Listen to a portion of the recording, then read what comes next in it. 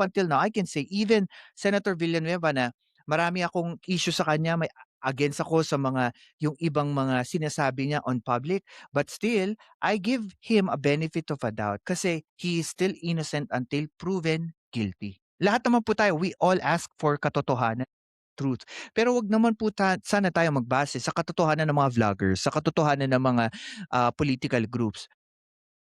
We put it on the right context and the right forum. Correct. And that's another thing too, just being technical a little bit. I think nagpakita siya sa DOJ for a certain investigation pero I doubt na pinapatawag siya. I remember nung nagpunta siya sa DOJ, it's his own parang privilege na pumunta doon at magpaliwanag kung may mga itatanong sa kanya or whatsoever. And honestly, mas nga yung ginagawa ni Senator Villanueva para magkaalaman na kung anong investigation, tanungin sa kanya, sagutin niya. Kasi at the end, just like VP Sara, the more na hindi ka nagpapakita sa kahit anong klaseng investigasyon, even if it is only proceeding sa impeachment trial at hindi naman yun yung mismong trial, still, the more na hindi ka nagpapakita, the more na ang tao nagkakaroon ng maraming question. And I honestly praise Senator Villanueva in this aspect na he's willing. Kahit saang platform, kahit sino magpatawag, willing siya. Kaya nga nasabi niya hanggang ngayon wala namang reklamo sa kanya eh. Yes, may paratang, nandun yung pangalan niya sa report, pero wala namang kinakaso sa kanya eh. Well, we all have our own biases, may opinion tayo about him. But still, kung pag-uusapan natin, we go to technicality, wala eh. Wala pa naman na ganong reklamo about sa flood control sa kanya. Nadadawit siya. Correct.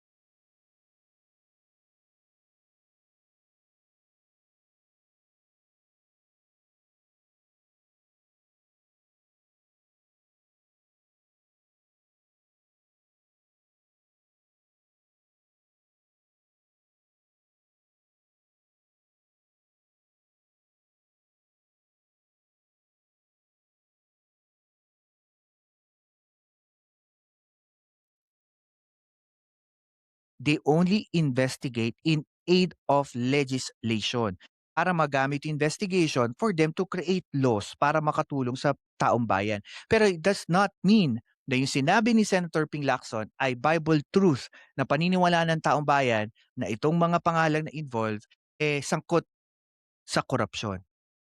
That's a good thing. And I would say kudos sa kanya kasi hinaharap niya yung mga reklamo sa kanya, alleged reklamo. Alam niyo yan kahit sino po nasasaktal basta ang isang tao ay included sa isang kaso sa korte, alam niyo po ba, and this is a good advice, si senator na the reason why hindi siya nagsasalita kasi mayroon namang investigation, and alam niyo po ba kahit